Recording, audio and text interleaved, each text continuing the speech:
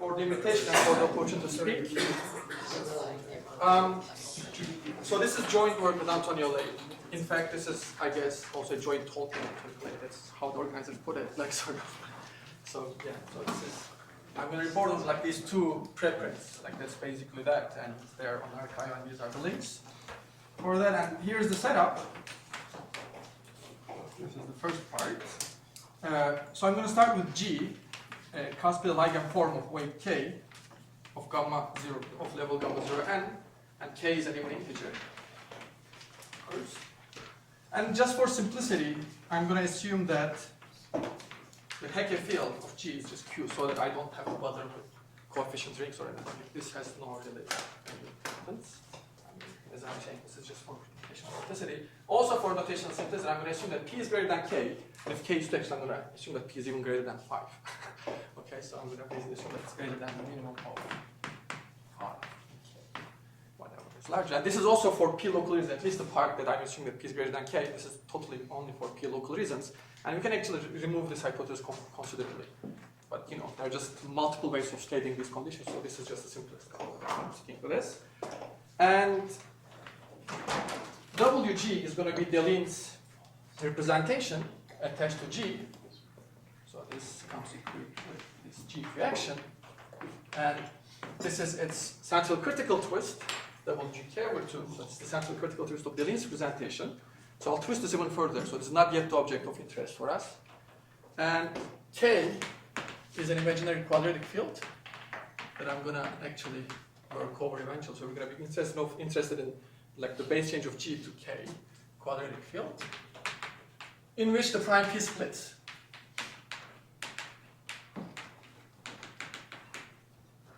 Right?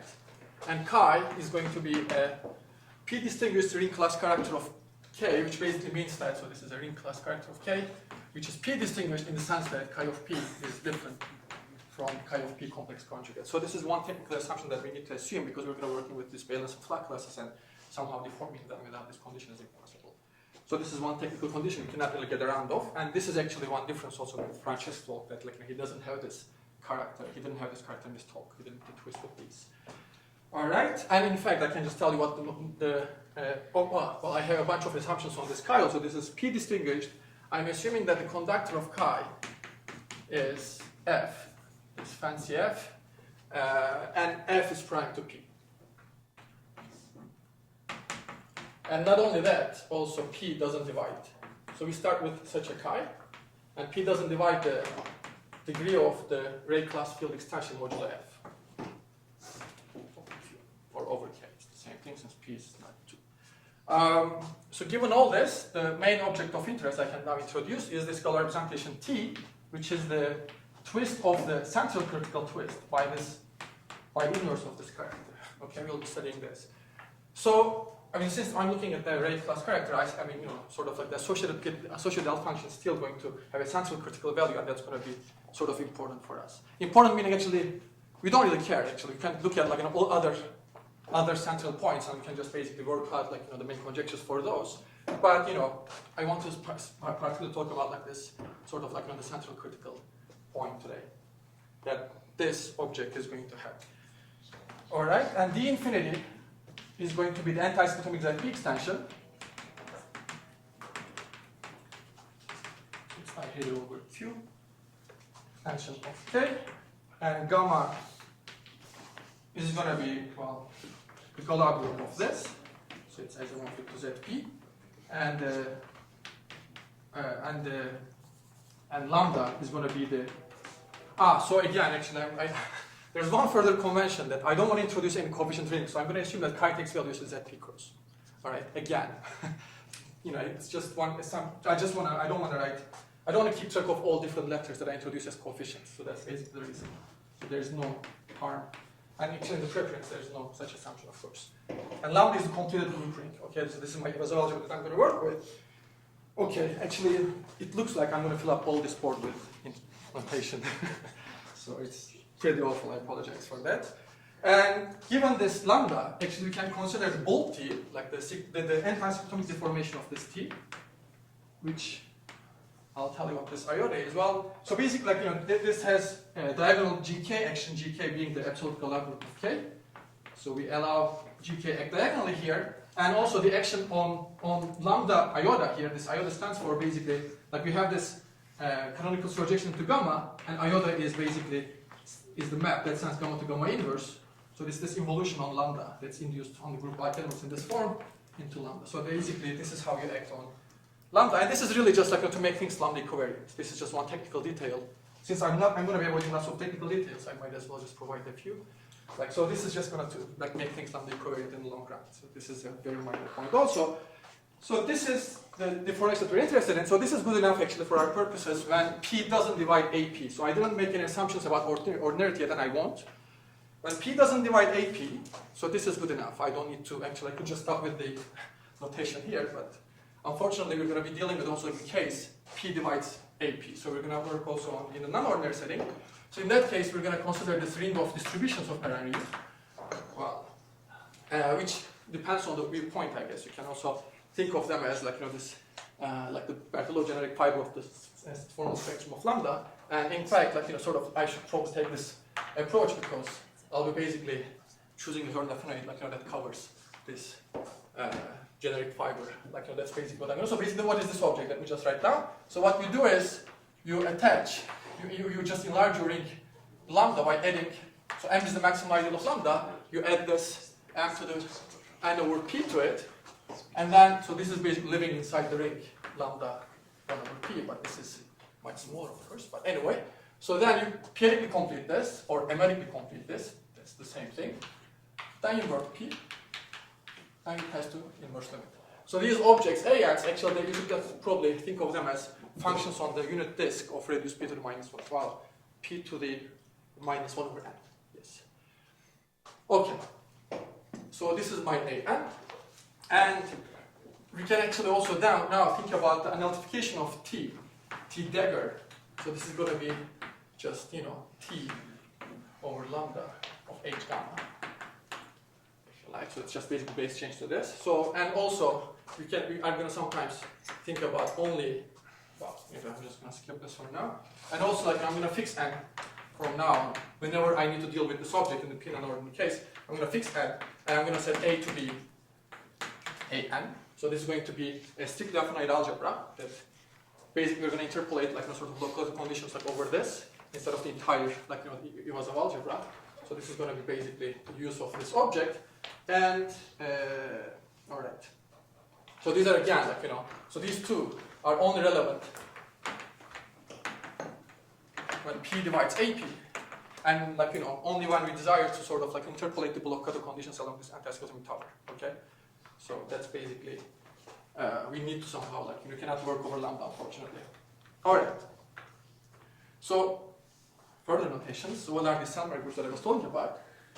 I'm not going to define them. I just said a notation for them.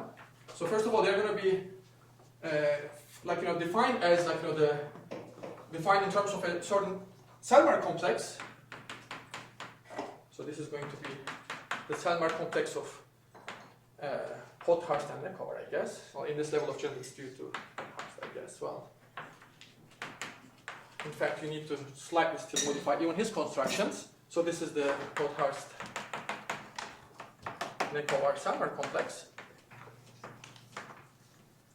And I should also record here that like actually this depends on, I mean I'm somehow like expressing that from notation, but the choice of the Selmer complex and also all the Selmer groups that I'm talking about depends on the choice of P refinements of your form G at each prime above P. So each of these primes you have to choose a P refinement basically.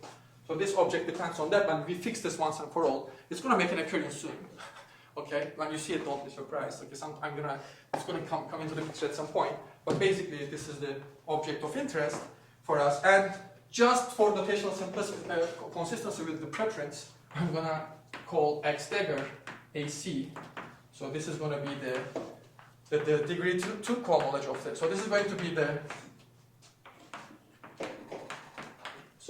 be the true Selmer group. Interpolating the true Selmer groups over the anticyclotomic tower, basically.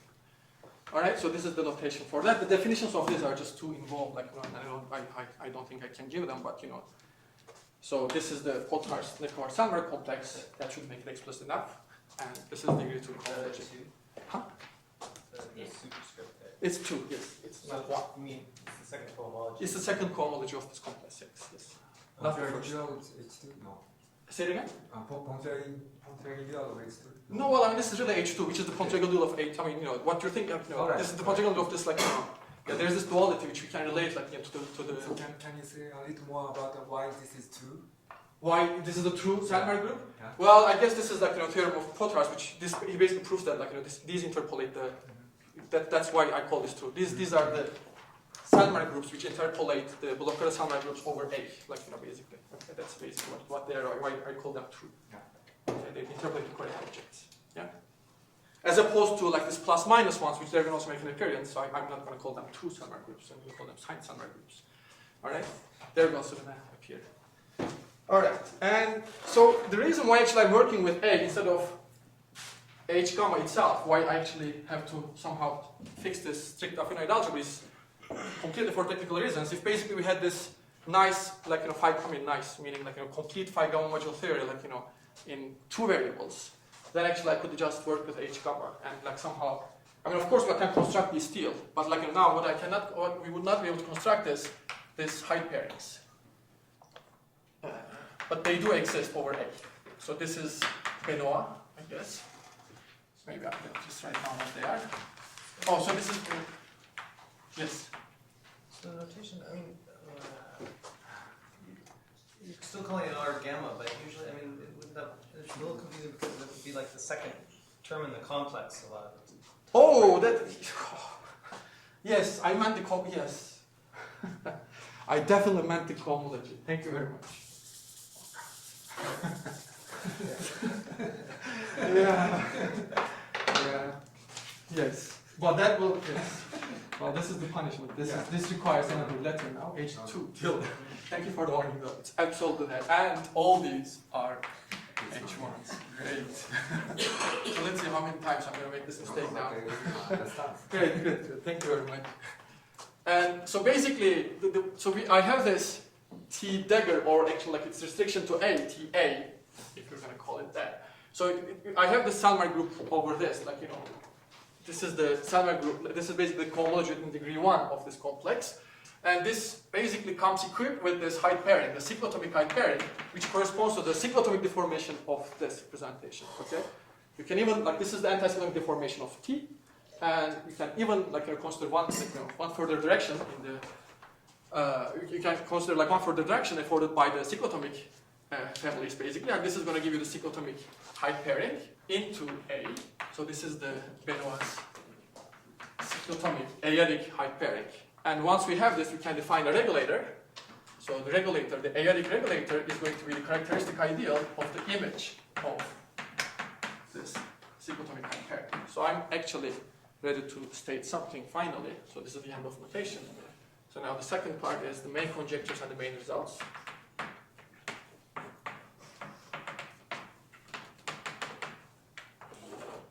Let me just tell you what we can do in this setup. So this is, I guess this is the only, so this is the only theorem that I'm going to state as the main theorem at least. There are going to be some observed steps, but I don't know if I'm going to have time to even sketch them. But so basically under some mild hypothesis, so I should just write this as a disclaimer that I'm not claiming this in all cases. And this mild hypothesis, for example, include that I'm assuming that our residual representation is absolutely irreducible, and then it has large image. Our this Galois representation that G has large image, and I'm also assuming that G is P-regular in the sense that the roots of the P Hecke polynomial are distinct, which I'm going to call soon alpha and beta. Okay.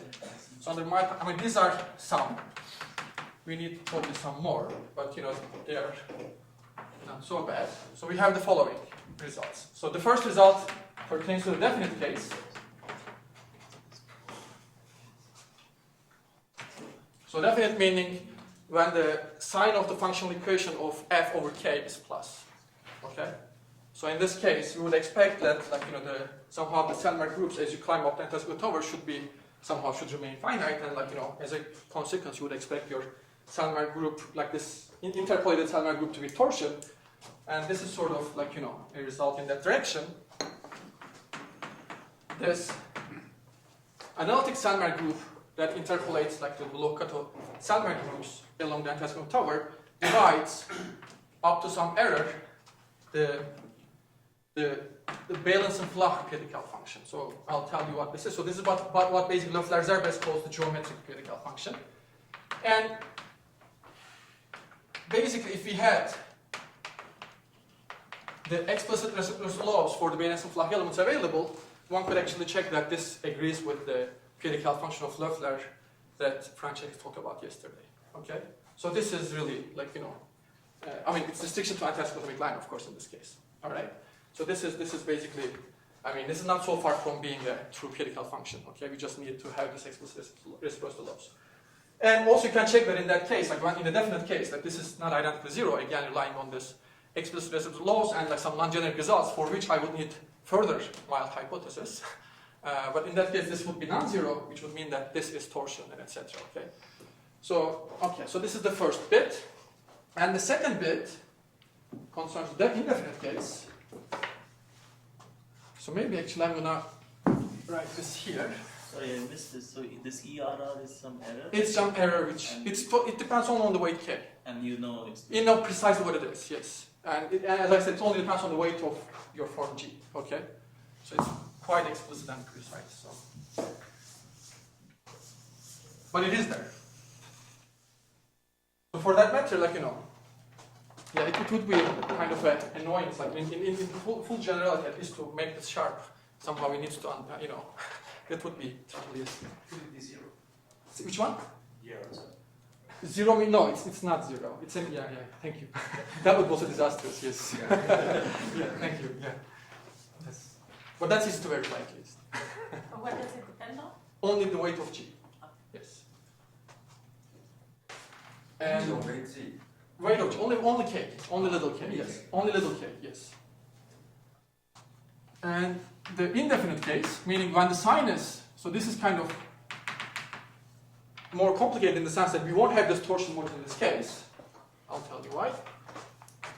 So this basically corresponds to like, just let me just write here, sine is -1. I should be careful when I write sine because there are going to be lots of other things that I call sines also. I mean, all this super singular Iwasawa theorem unfortunately revolves around sines. But it's not that sign, okay? This is the sign of the functional equation, it's minus. And in that case, we expect this true Selmer group to be rank 1, okay? And this is like, you know, pretty much what we can prove. And not only that, we can actually compute the torsion, the characteristic height of the torsion submodule. So maybe, yes. So I'm basically restricting now like this Selmer group to A, which I sort of did already, okay? So, but you don't have to, so when I put here A, that means I'm really restricting my attention to the ethanoid A, okay? I'm not going beyond that, all right? So basically if you, I'm just going to cut this here, the characteristic ideal of the torsion submodule of this, so, well, this is going to be rank 1, because as I'm saying, when the sign is minus, we expect that, like, you know, your generic rank, your rank of Selmer group should systematically grow, okay? As a result, your anticyclotomic Selmer group should not be torsion, okay? In fact, it should be rank 1, and it is rank 1 in this case, and this theorem concerns the torsion submodule of this, times this regulator that I just defined, this aedic regulator. So this divides what? Now this divides the anticyclotomic pedicle function is going to be identically 0. Okay? So this basically means that, like, you know, we have this two-variable pedicle function, again obtained from Balance and Flach elements, which I'm going to have this yet another piece of horrific notation for that. So this is just to indicate I'm looking also the cyclotomic direction. So this is the two-variable Balance and Flach. So this is the two-variable Balance and Flach pedicle function. So we differentiate this in the cyclotomic direction and then project to the anticyclotomic line again. So I'm just taking the cyclotomic derivative of this because when well, this appeared already in Francesco's talk again yesterday, at least in the context of this plus-minus pedicle function. So I'm just redoing the same thing. So you're basically taking the derivative in the cyclotomic direction, then projecting to the anticyclotomic line. So we have this divisibility. So this is again a Balance and Flach pedicle function. Again, like, you know, to be able to get to like the true PDCal functions, you would need the explicit reciprocal laws. Okay. So before getting to the point when you prove that this thing is rank 1, Before, yes, exactly. I mean, you need to first check that. Yes, it's rank 1. Yes, exactly. That's the. I mean, actually, this is very similar to the method of BC and Howard. Like, so basically, you just first prove that these things are rank 1. Not even actually, it's really identical. Like the approach, it's just basically the Bayesian flag elements really adapt well to that strategy. So that's the whole point. Yeah. Okay, actually, that saves Prove lots of trouble. So if you understood that paper, yes, I mean, this is really. This is the. Sorry, I couldn't understand the notation. So I can. So it's A bracket T. Gamma sig. Just to indicate that this is a two-variable PDCal function. I'm differentiating in a cyclotomic line and then restricting to the to gamma, to the anticyclotomic line. So just to indicate that this is two-variable. I mean, this notation is. I mean, it's not used anywhere else. I'm sorry, I don't understand. What is XACA? Oh, this is this true Selmer group, Yeah. and I'm taking the torsion submodule of this here, A torsion submodule. But Is A it is data? data? Data? Because I'm restricting my attention to A. Okay. Yeah, I mean, no, I'm gonna write A. Because if I write Dagger, you might think that I'm working over H gamma, which I'm not. Okay, because it's. Yeah, I know. I should have erased that. Okay. Okay. But again, yes, as I'm saying, don't worry. Like things should work out over H gamma anyway, and you can't forget about this soon, hopefully. So long as I'll probably ask you about it at the end. Like this, we need this like some piece of multivariable Lubin-Tate theory to be able to do this over H gamma. Okay, and until that day, until that day, we'll have to work over A. Okay, it's not really an essential bit. Okay, sorry for the notation.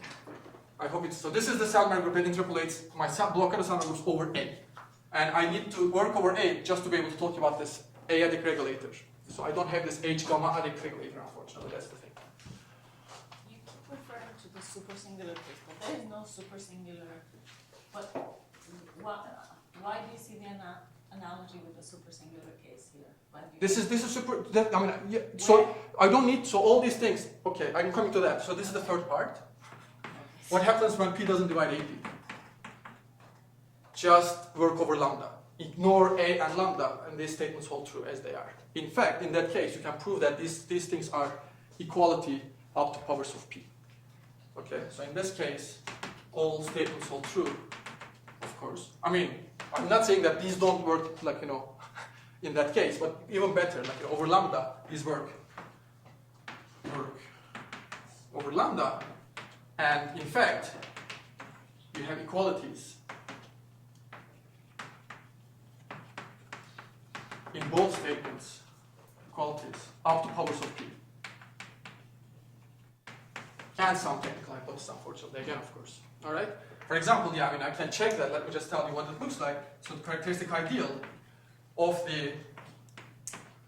So I'm not putting in Dagger or A here. Just indicate that this is the Grimberg style Nekovar, Selmer group, really, okay? So the characteristic ideal of the torsion submodule of this, up to powers of P, so this is times the regulator, and regulator now is a lambda regulator, so that already exists, is really the derivative of Hida's two-variable PDCal function in the cyclotomic direction restricted to the anticyclotomic line. Okay, so this is sort of a lambda I don't know, block cutter formula. Alright? So basically, Grossaglia formula. But in the Selmer complex, what should we think of as the local conditions over P? so it's, okay, so in this case, for example, they are given by this Grimberg sum module. Okay, this Grimberg sum module allows you to define the local conditions. In this case, if you work over the Figara level, in the level of Figara modules, you still have this sort of triangulation, basically.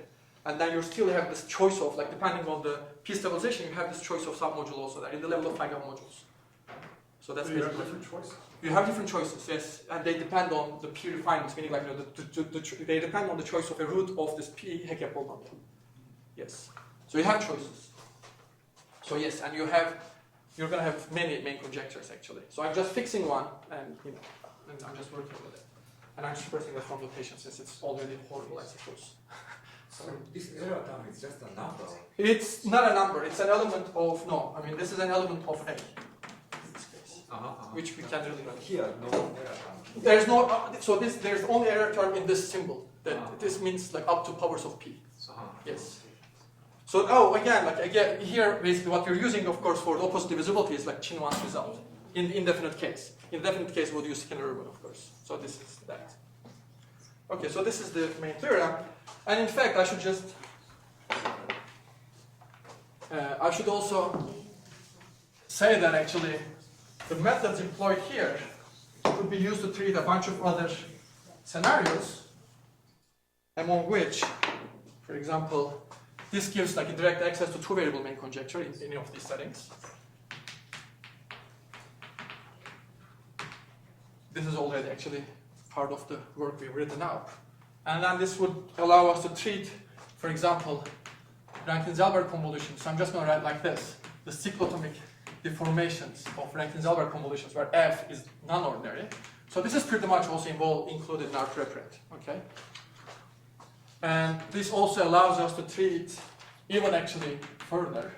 If you take a Hida family through G and consider this nearly ordinary deformation of F tensor G, so you can also work on this. Again, this is non-ordinary. So all this is pretty much available in our paper, but we're probably going to write this more explicitly with Antonio. So this is with Antonio Lay. And there's also this bit that we can also treat F tensor G where both are non-ordinary. We can prove we hope we can prove, this is work in progress actually, I guess, so this is work in progress. But, it's not so far-fetched. Believe that it's going to work out just the same. The cyclotomic deformation of the Rankin-Zellberg convolution of two non-ordinary forms. And in fact, this would allow us to consider the symmetric square of F twisted by chi inverse, where chi is a suitable, again, A-class character. And so this is, again, F is non-ordinary, of course, the same F. So this is, all this is actually, all the methods that I'm hopefully we'll be able to say a word or two about. They basically allow us to treat all these spaces. And this last part is also going to work with, again, with Antonio Lay and Rohan Harikumar at UCL. All right. Now, how do we get to these? Great. So the main tool, as I said, is like this Bailenson Flach elements, and I'll tell you why. The moment we have Bailenson Flach elements, yeah, sure. They have this Euler system relation. What is there to do here? Okay, why not just get this right away anyway? So that's the question. I'll just tell you what we need to do really. What was really missing to get to that. So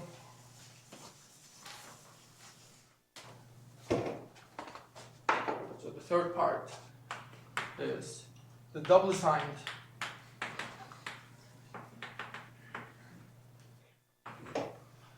or just signed, forget double. Yeah,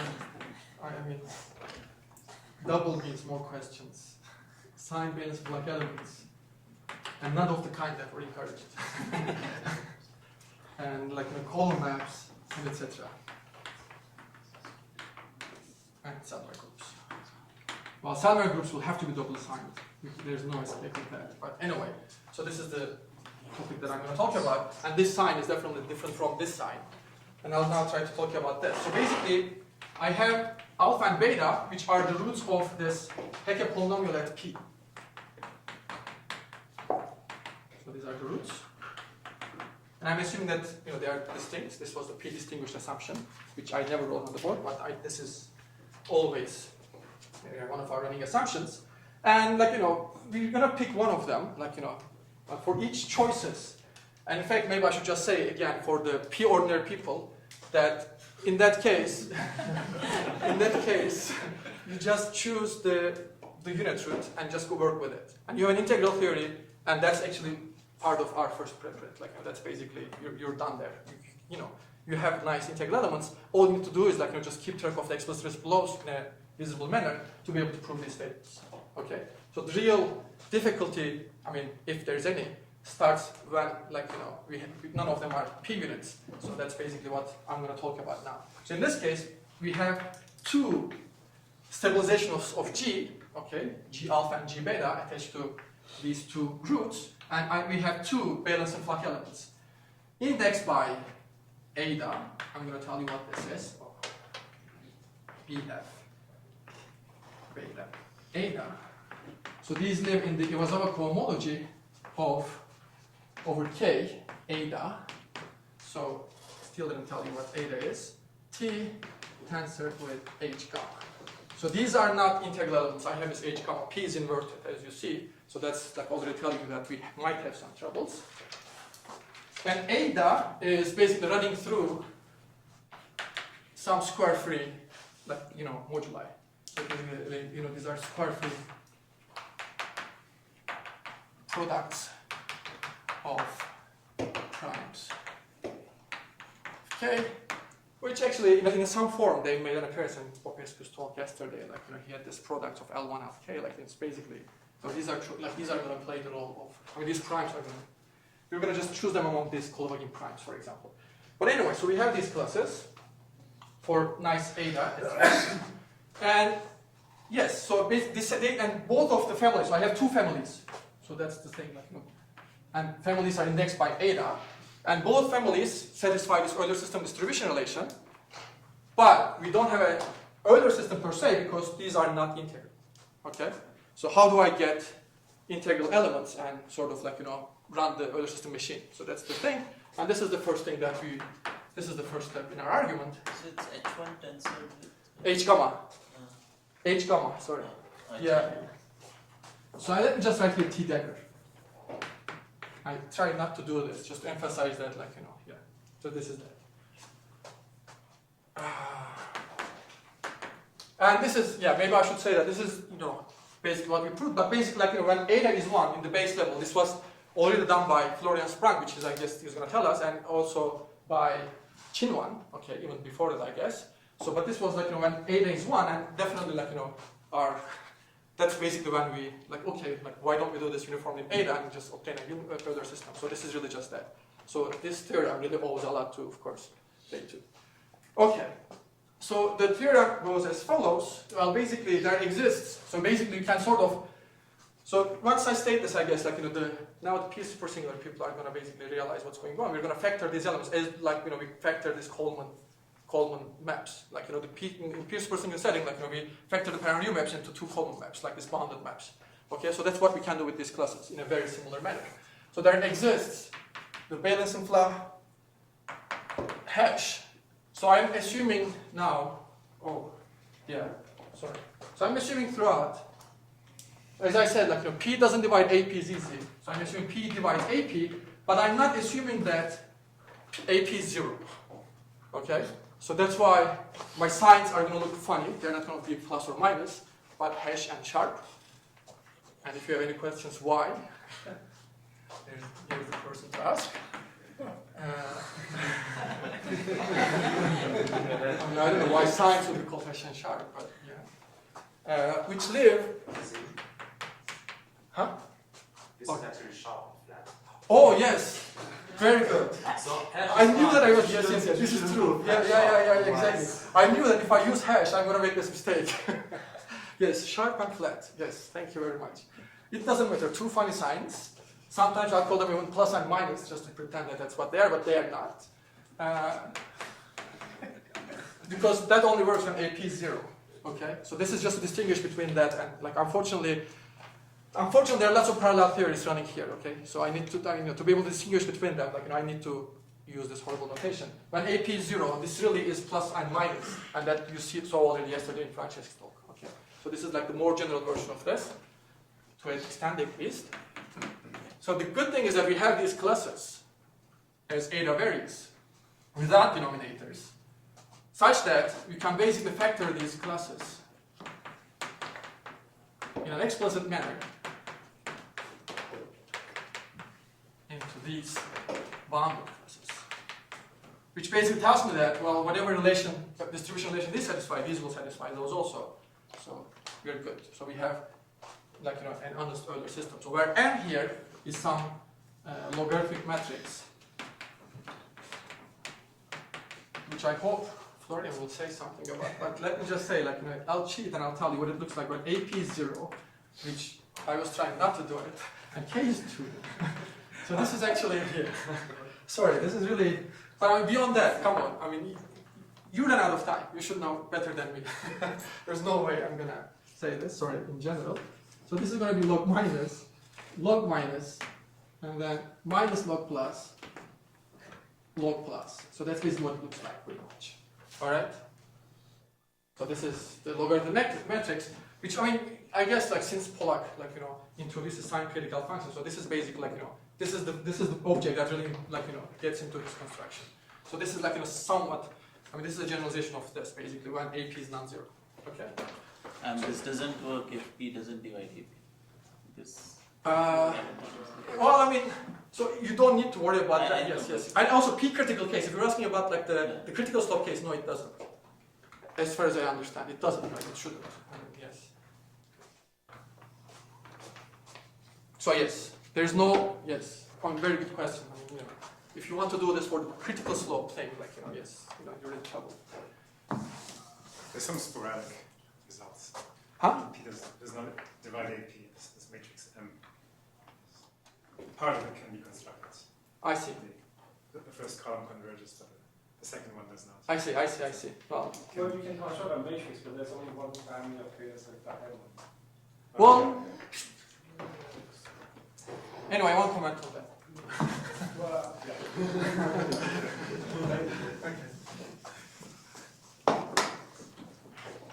Okay.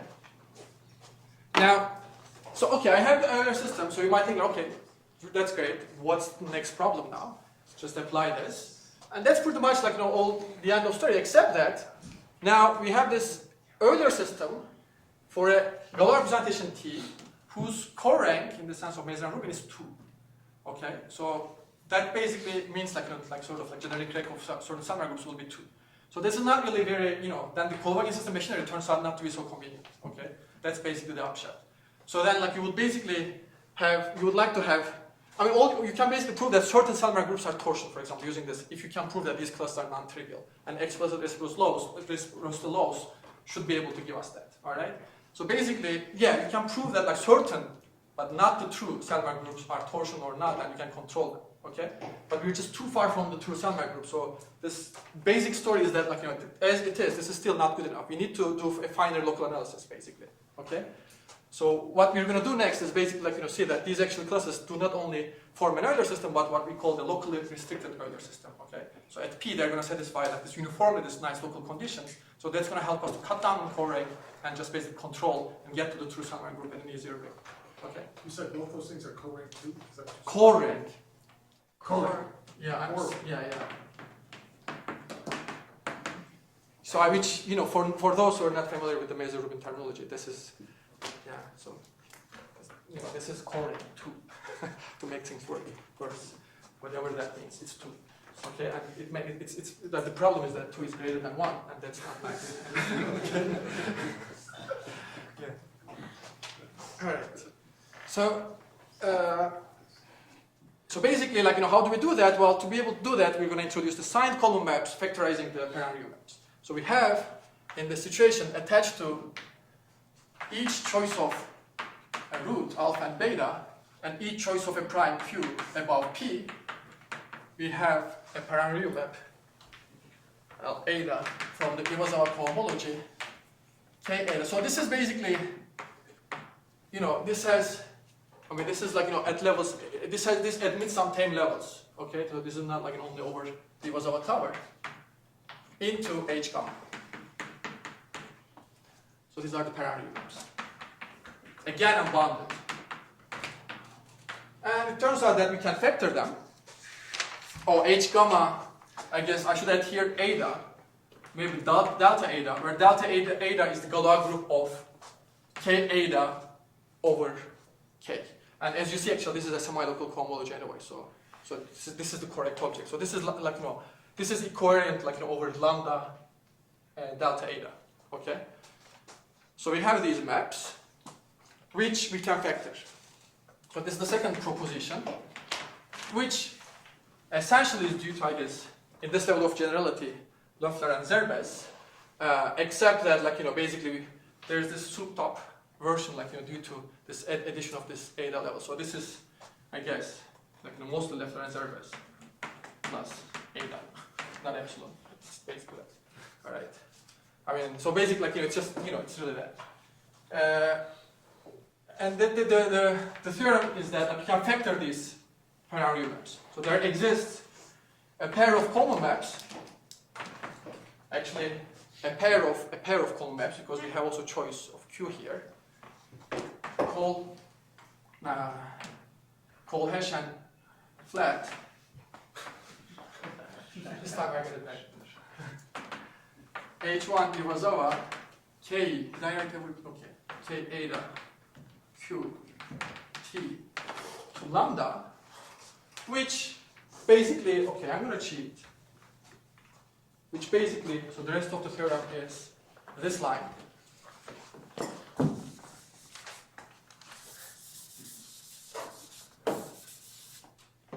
So the same factorization works.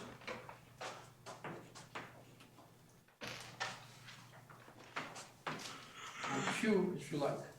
Yeah, I didn't write here Q, but yeah, there's a dependence on this one. Q, so L, Q, beta, M, B, F, sharp and flat. Am I? Oh, yes. Yeah, thank you. Yes, I copied too much. Eta, Q, and called Eta, Q. Yes, so we have this factorization. Now, actually, this appeared already yesterday in Francis' talk. Okay, these Reflin did, like, in a different form, except when he was assuming AP0. In that case, he constructed plus minus Coleman maps. Okay, well, he constructed meaning, okay, he explained that they exist. All right, not with this time levels eta, of course. For him, everything worked over lambda, which is also fine in that case. Well, basically, like, so the way, sort of like, he basically observed later on that, like, he had like different set of. So when basically AP0, you have the observation is that you have this jumping local conditions that basically motivates us to define this signed local conditions. Okay, to replace like the Blockada condition by the signed local conditions, which behave better like in the cyclotomic tower sort of. I mean, if you want, for example, control theorems and that sort of things. And then the observation was that, like, actually these appear also like this signed subgroups appear as the kernels of these signed Coleman maps. So we're going to go backwards, and we're going to just define our local conditions as the kernels of these Coleman maps. All right. So it's really the same thing actually at the end of the day. And just to be sure, this M is the same as M as before. Oh yes. Well, that depends on Q also, right? I mean, so I'm hiding lots of things. Let's just say some M, okay? Because I mean, I guess at least this is consistent with the notation that you're using in the paper, right? So at least if you can just check what the correct M is in the paper. Okay. Yeah. So here's the definition of doubly signed and partially signed Selmer groups.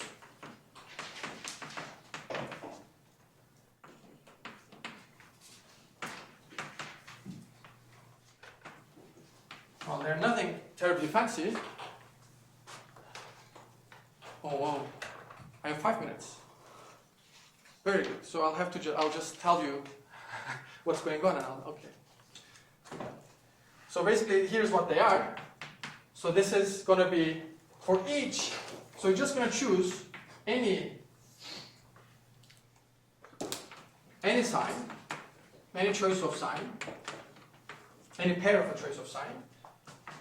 So the Selmer group, this star bullet Selmer group in this case, over even eta actually with time levels. So this is going to be simply the kernel of the star Coleman map at P. There's eta, of course. So I'm also like, okay, maybe I should move. No, if I include that, I won't be able to fit this in here. Kernel of the bullet Coleman map at P complex, P conjugate. Okay? So basically, we're just saying that, like, you're looking at taking all global classes, restrict at P, then hit with the star Coleman map at P, okay, this would go to 0. And then at P complex conjugate, you hit with the bullet Coleman map, and that should go to 0. And at other bad places, you have like unramified condition, but I won't record that. So this is basically what it is. And likewise, you can define the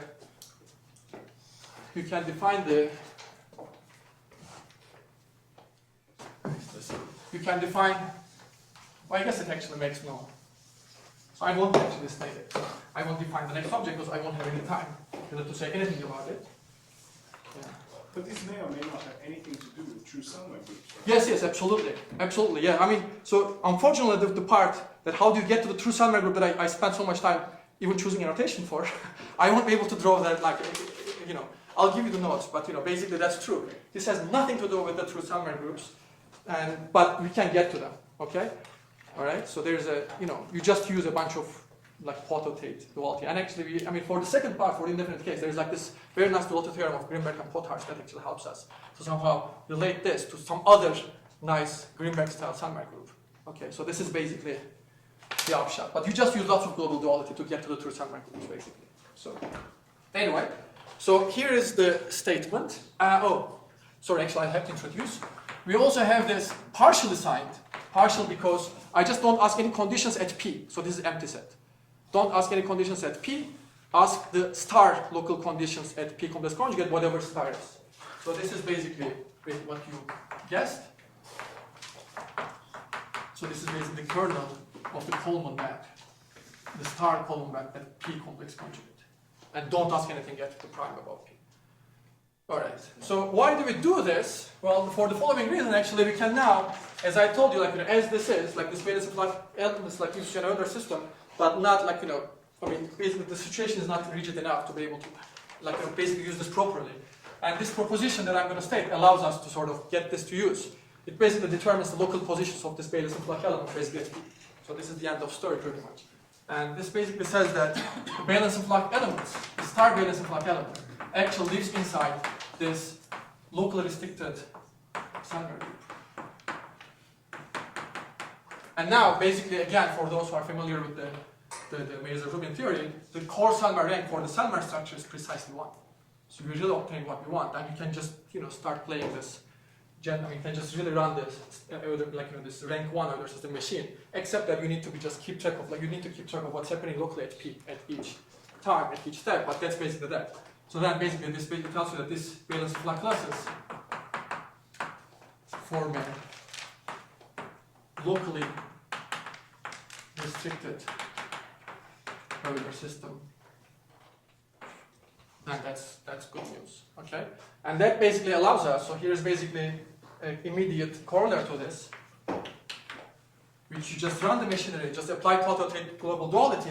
Here is a statement. This is this basically the doubly signed main conjecture. Well, half of it. Maybe I should write here, it looks like this distribution with some dropped by half. Characteristic ideal of you see, like, I'm not putting in daggers or anything. These are integral objects. So that's the beauty of it. So double assigned Sandberg. So I mean, I haven't told you, like, you know, basically what this is, but this is basically, this is the contact site. In the discrete site, you just take, like, you know, take duals and etc. You define, like, you know, this dual Sandberg groups, and this is basically what this is standing for, the Ponce-Egan dual of that object. Okay, so this is the dual Sandberg group, if you like. So this divides this doubly signed valence and Fla periodical function.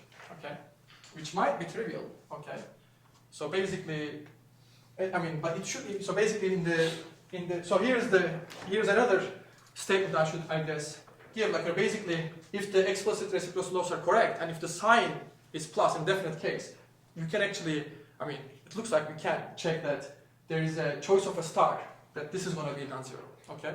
Which will, like, you know, and then basically this is equivalent to the main conjectures that I stated. So this is equivalent to A, which I erased, it was over there. Okay, so this is like was the true Sandberg group. The true Sandberg group.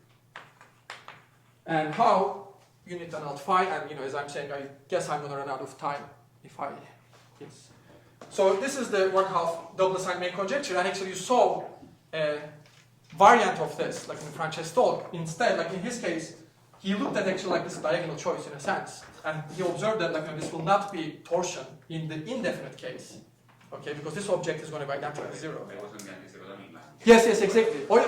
I'm already in. I'm always in anticyclotomic line also. So although I'm not writing anything here, yes. So it could be two if you like, yes. I mean, you can prove a two-variable version of this, but yes. But yes, all my statements at this point, not to confuse people further, is only on the anticyclotomic line. So this is basically, yes. So the definite version of Frances' theorem when AP is non-zero, basically. So this is the thing. And this is not far from the statement involving the two Selmer groups over this. So I am just waiting for this to leave. Yeah, but even in the case of true Selma, you just get a divinity. Huh? Even in the case of true Selma, you just get a divinity. Yes. Okay, so what's the obstacle to getting equality up to powers of p? So first of all, we don't know if this is a true periodical function or not. Well, not this, but even suppose let's look at this, like the true periodical. This is like the true Selmer group, and this is hypothetically like if the explicit reciprocal laws hold, this should be related to the Loeffler's two-variable periodical function. Sure. Suppose we have that one. Okay. So then you need the opposite divisibility, which should follow from at least weight 2. That should follow from Chin-1's work. Okay, I mean not in this statement, not as this is. You have to. Okay, there you go. But basically, you have to move to some sort of a Greenberg style, main conjecture, and there Chin-1, had made progress basically. Again, there are going to be restrictions on the weight. I mean, in p-ordered case, the restriction is that your weight should be congruent to modulo p minus 1. That I actually never spelled it out. I mean, this is just because you want your Hida family to pass through a certain weight 2 form, certain properties, and that you have to have this assumption, unfortunately. But it's really the reverse divisibility. There's only Chin-1's work and no other work that I know of. So much as that applies, so much as it works, we can prove the counter divisibility. That aside, there is nothing I can say. Yeah. Thank you very much.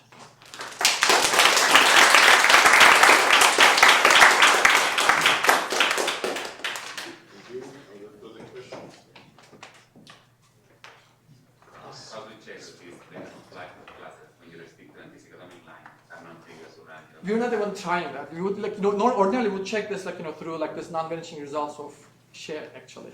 That's but then we don't have the explicit reciprocal laws to even connect these elements to the L values really. So at this moment, say it again. Yes, you definitely need it. Yes. So yeah, I mean, you can run it could be the trivial class, and I'm just not proving anything, of course. So it could be that. But no, I mean, basically, if we had the explicit reciprocal laws, which we don't currently, yes, we could prove that using Michel's non-vanishing result, basically. Yeah. Maybe this is a variation on the same question, but in that indefinite case theorem, could L prime be 0? Say it again. In the indefinite case theorem, Yeah. can L prime be 0? No, well, actually, very good question. So it cannot, actually, it's not. It shouldn't be hard to prove because all you need to prove is that this regulator actually. I mean, so this is pretty much close to being equality if you believe in if basically at least in weight 2. Let's just go weight 2. Okay. In the weight 2 case, Chin-1's work should tell us that this is pretty much an equality up to factors. Okay. So now you're asking basically if this is non-zero or not. Now then you're asking if your a-adic height pairing is non-zero or not. Well, if you have a single specialization for which your height pairing is non-zero, you're fine. And Kobayashi pretty much gives this, except that he doesn't look at twists. So we're not so terribly far from concluding that this is not 0. But so yes, so yeah, it should be. So the generic, sort of the order of vanishing should be precisely 1 for the reason that the Selmer group has rank 1, right? This a-adic Selmer group has rank 1. So if this is an a-adic local statement, they should match. And yet the justification would be given this sort of a suitable generalization extension of Kobayashi's work. Okay, higher weights that's still pending, of course, etc. Okay. Okay, thank you very much.